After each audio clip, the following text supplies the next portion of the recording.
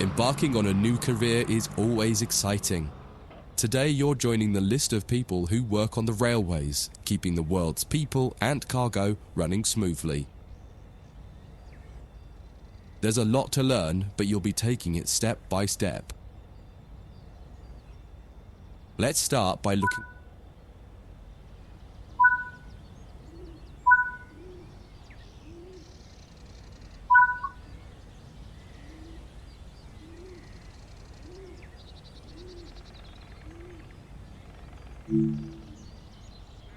Before you get to the trains, take a quick tour of the facility here and learn the basics of moving around on foot.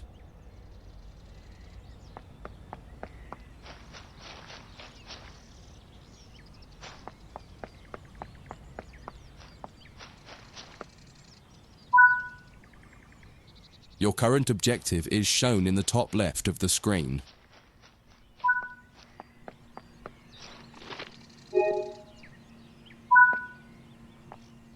You've just been awarded some action points. These are displayed in the top right corner of the screen and count towards your overall experience level for the game. This is one of the many route tasks you can discover. Keep an eye out for other tasks that will ask you to place, collect, or fix a variety of things. Head into the main building to continue your induction. Walk over to the waiting area on the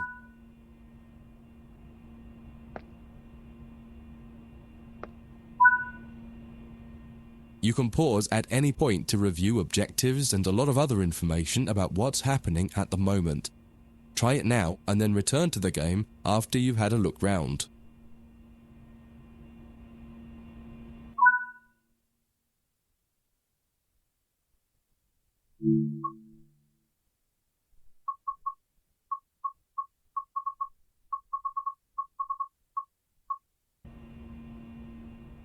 Now that you've covered some of the basics of moving around and interacting with the environment, let's take a walk through the building and find the trains.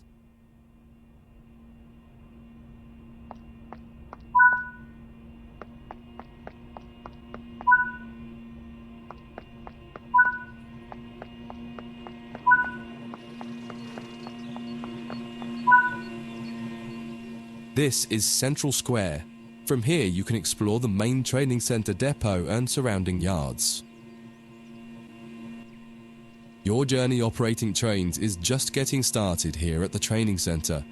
Remember, you can always come back here from the main menu to refresh your knowledge if you're unsure about anything.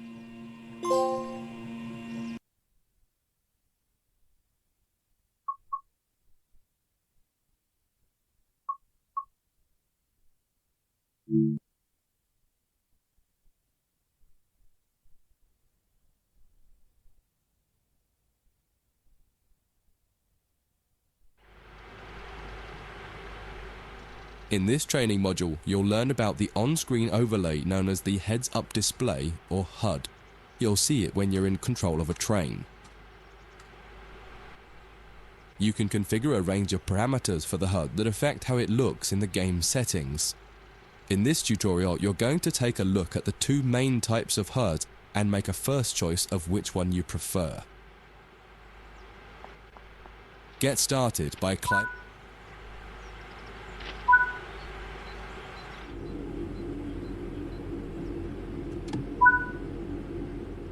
Welcome to the most important seat in the train. Before you can start learning how to make the train move, you're going to need to understand what the HUD is telling you. There are three types of HUD. The one you're seeing now is the normal HUD. You'll learn that first, and then take a look at the minimal HUD next. There is also a simple HUD, which is essentially a cut-down version of the normal HUD. The HUD is a guide to show you what the train is doing, how you're doing, and what your next objectives are. You can tune what's shown here using the game settings. The main part of the normal HUD is the speed display in the bottom right. Your current speed is indicated by a white bar that will appear on the outside of the speedometer, and there is a red mark that indicates the maximum permitted speed. This is the direction display. An arrow will indicate the forward, reverse, and neutral directions. A cross, or X, means the reverser is currently either not inserted or in the off position. This is the power display. A number will indicate what position the power or throttle control is in. If the display is white, it refers to power. If the display is yellow, it means powered braking or dynamic braking. If the display is red, then the throttle is currently locked out and you will need to take steps to release the lock before power can be applied. You can learn about troubleshooting elsewhere in Training Center. These are the brake indicators. The exact one shown will vary by train and will often be visible in the train itself on the various gauges. These gauges tell you what is happening in the braking system. The most important one is the BC or brake cylinder. In most trains, when this reads 0, that means the brakes are released. Anything else and the brakes are applied. In the top right is the track monitor. This shows you the line ahead and allows you to see all the signals and speed limit changes that you're approaching. By default, the track monitor shows the signals with their actual red, yellow or green aspect. But when you get more confident, you can hide this information via an option in the game settings. As you accelerate, the track monitor will extend its look-ahead distance so you can see much further ahead at higher speeds. This is all done automatically. Now that you're familiar with the normal HUD, it's time to take a look at the minimal HUD. You can change this via the game settings, but for this tutorial the game will change it automatically. You can see that most of the HUD is now gone. You are left with basic information in the top left corner.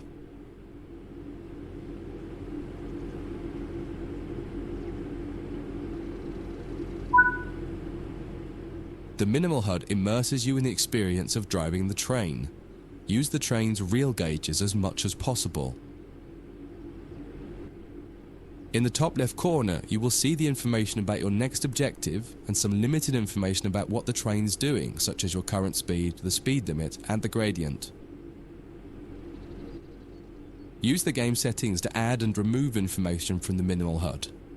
With less information, you'll find driving more challenging, but also more immersive and rewarding. Experienced players might prefer the minimal HUD, especially when driving from the cab view. The normal HUD is ideal for newcomers or anyone who wants to drive from an external camera. You can switch HUDs in game settings. Do you want to start with the normal HUD or minimal HUD? That concludes this module. If you wish to replay it, you can come back to it at any time via the training center.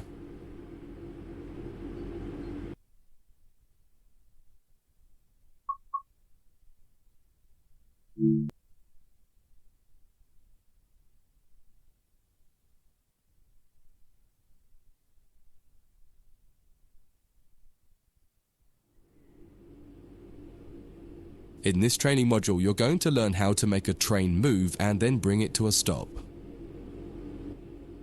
For this exercise, you'll be using a British Class 323 electric multiple unit. It's a great train to get started with as the controls are quite straightforward. This module will get you used to the feel of the train and its controls. While many trains have different controls and are operated in different ways, there are basically always 3 controls that are common and are required to move the train. The reverser chooses the direction you're going to move in. It often has 4 positions: off, forward, neutral, and reverse. The brakes are used to slow or stop the train.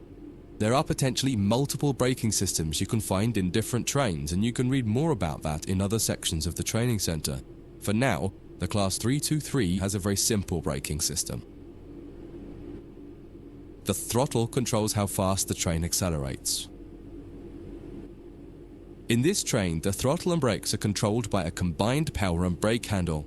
Moving the handle in one direction will apply power. The middle position is neutral and does nothing, and then the other range applies the brakes. You will find in some other trains that the throttle and brakes are on separate handles. Before you go any further, set the headlights for daytime running and ensure the tail lights are off.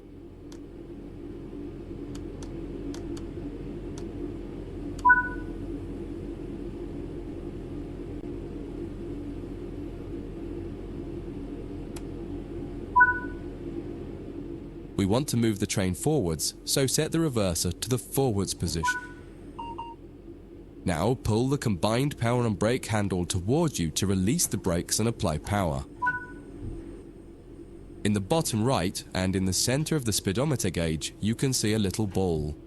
This is the accelerometer and will move up or down to indicate whether you're speeding up or slowing down.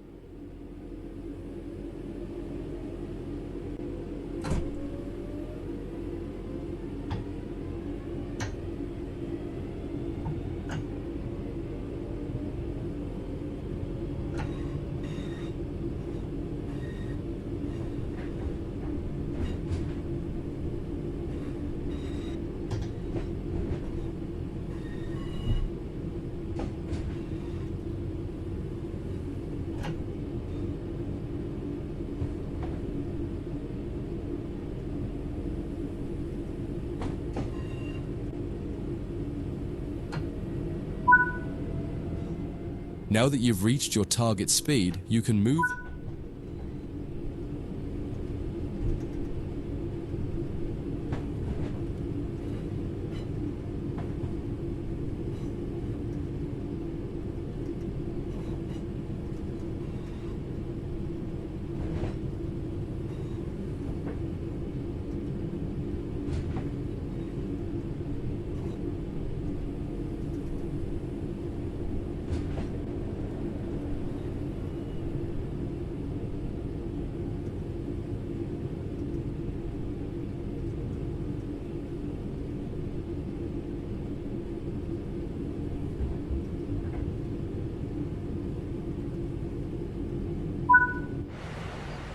When it comes to stopping trains, the specifics of each train can be quite different. However, the basic process is fundamentally the same.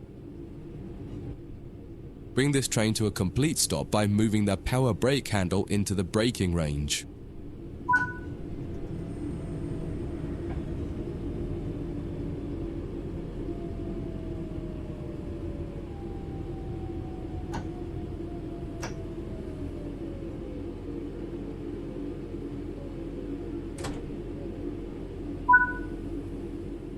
The amount of braking you will need to apply also varies depending on whether you're going uphill or downhill and how heavy your train is. Knowing the right amount to apply will come with practice and experience. Stopping a train is one of the biggest challenges of controlling it, particularly stopping it in the right place. That concludes this module. If you wish to replay it, you can come back to it at any time via the training center.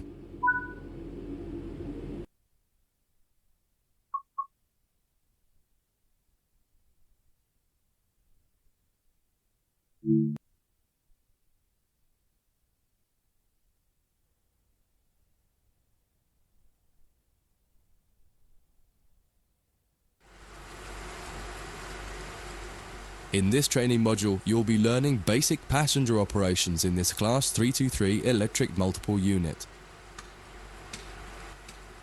This part of the training center is the metro loop.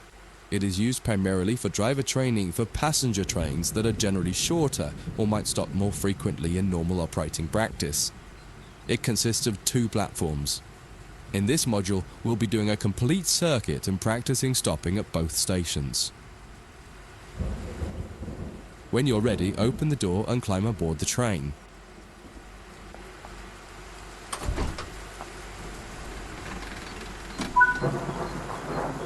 Take a seat in the driver's. Always remember to close the driver's door once you get in the cab. To unlock the control desk, insert the master key and Turn the coach lighting on so that passengers aren't boarding a dark train.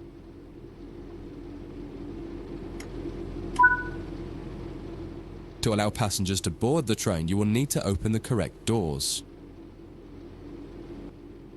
In order to use the buttons in the cab, you must first insert and then turn the door key to the on position.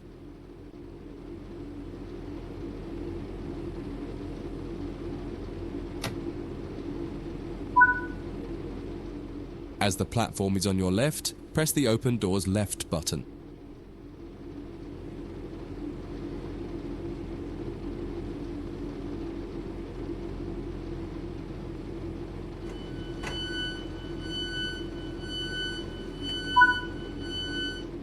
The weather has turned quite bad, so you'll need to turn the wipers on.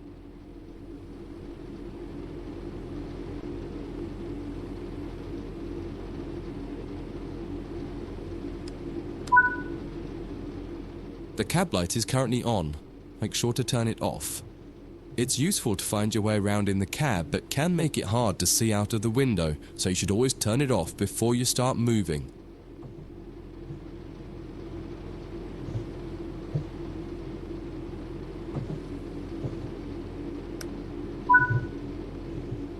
Headlights in the UK are used to allow others to see the train rather than being of great use to the driver seeing out. Set the headlights for daytime running and ensure the tail lights are off.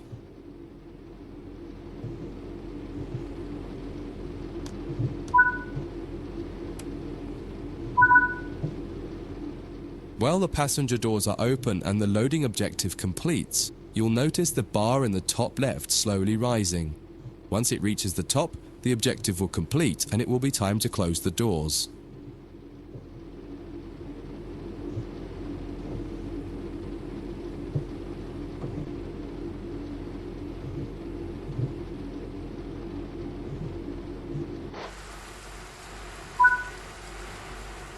Now the passengers have boarded the train, close and lock the doors using the close left doors button.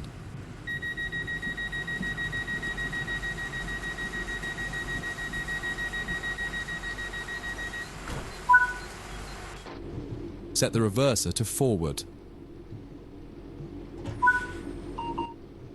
Apply some power to get moving.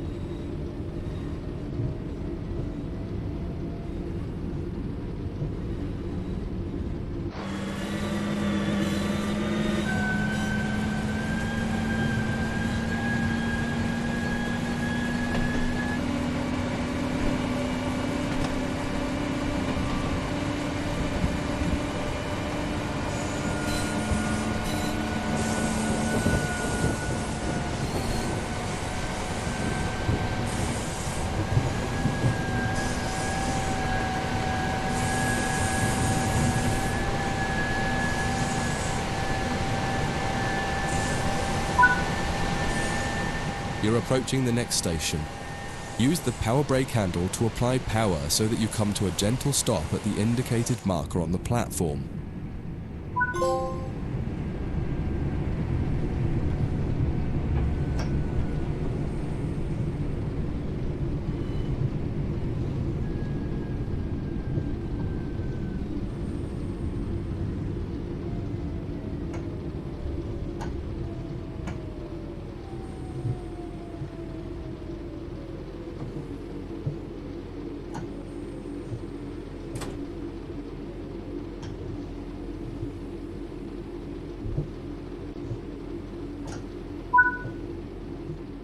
This platform is on the right, so you'll need to use the open right doors button to unlock and open the doors.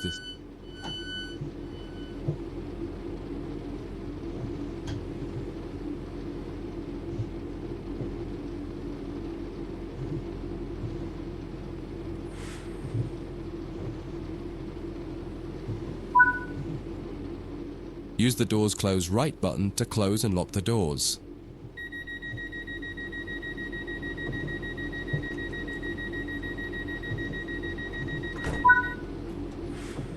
Drive the train to the next platform without any further guidance and see how you get on.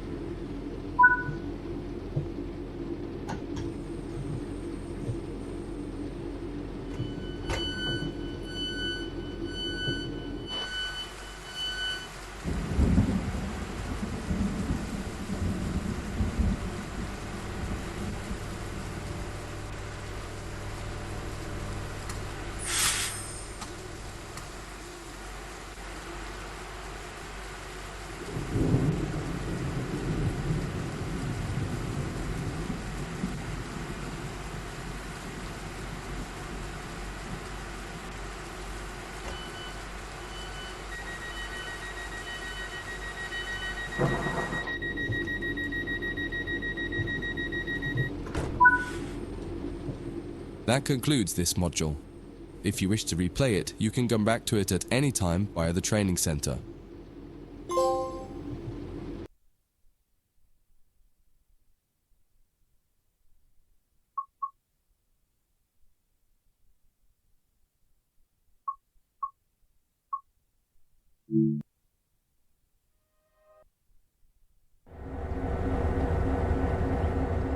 In this training module, you will be learning how to drive a Metrolink MP36PH-3C locomotive. During this brief introduction, you will be taken through the critical driving controls and performing passenger operations. When you are ready, climb aboard.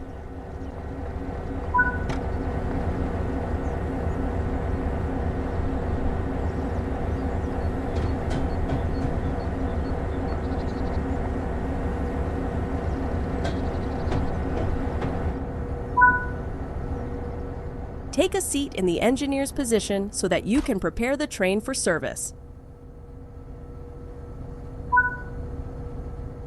For this introduction, you will be completing a full loop of the circuit and performing passenger operations when you reach the next stop. Prepare the train for departure.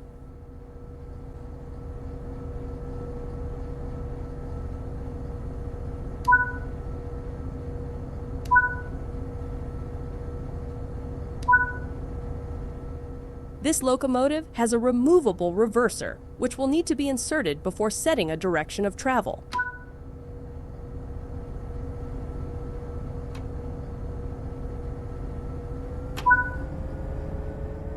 Set the headlights, as this will let others around you know that this train is operational.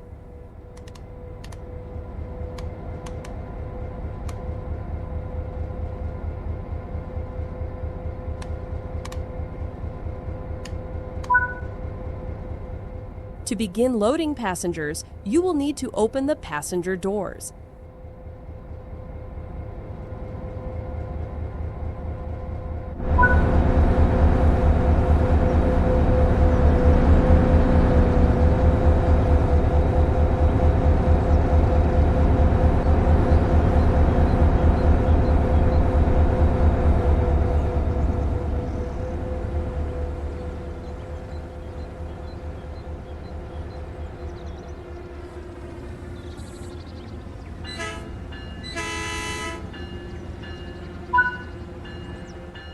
It is time to depart. Close the passenger doors.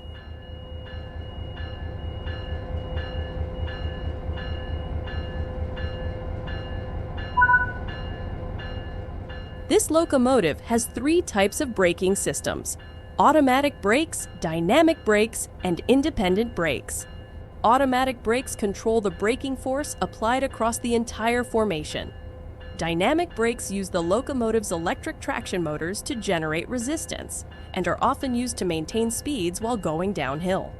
Independent brakes apply the mechanical disc brakes on only the locomotive and may be used to assist with hill starts. As you have passenger cars coupled, you should use the automatic brake to manage the train's speed.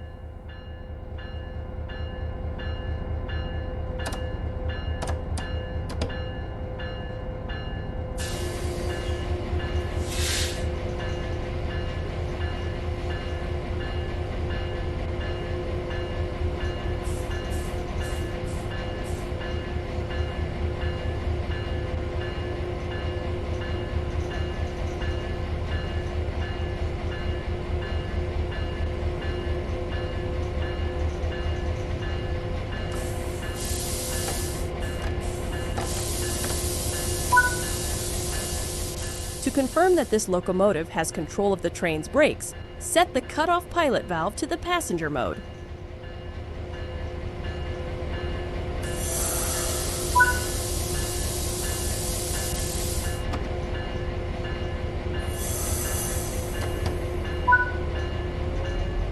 This locomotive features a combined throttle and dynamic brake controller.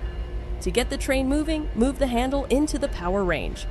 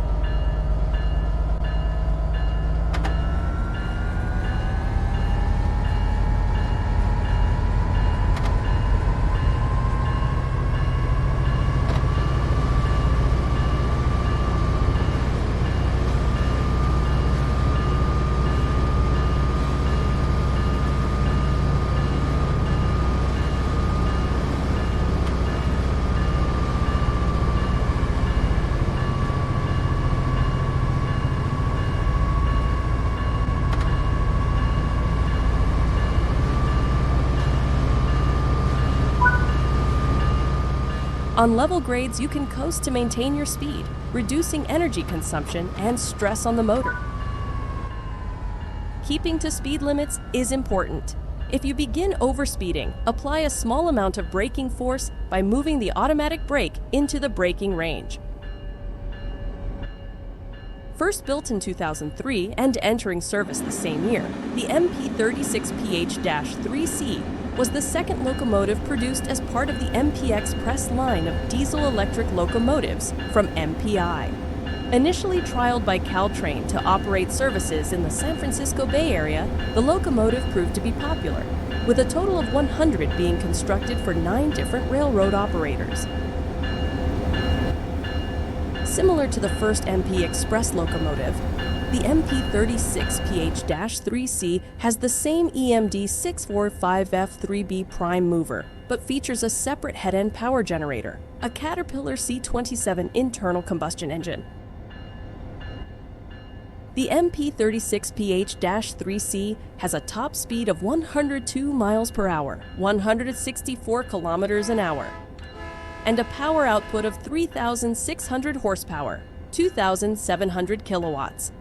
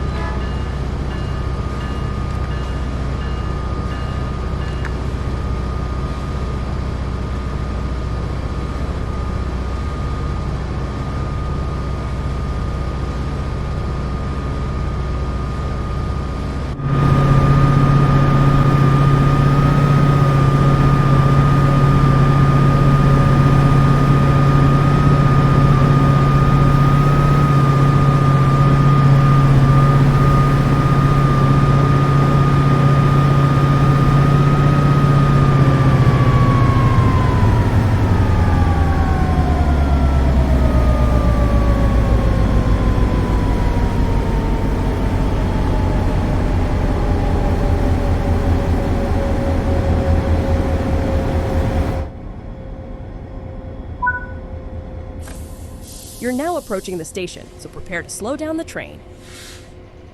Use the automatic brake to apply some braking force to bring the train to a gentle stop in the indicated position.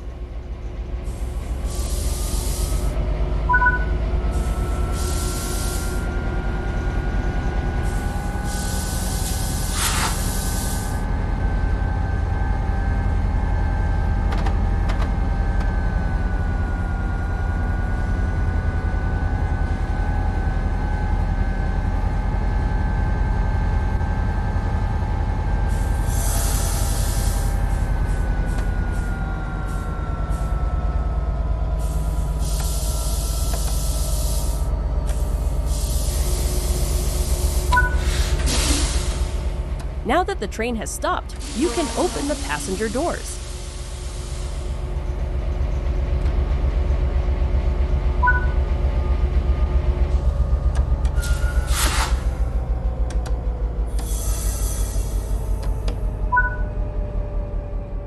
Good work! That concludes all the basics of operating this train.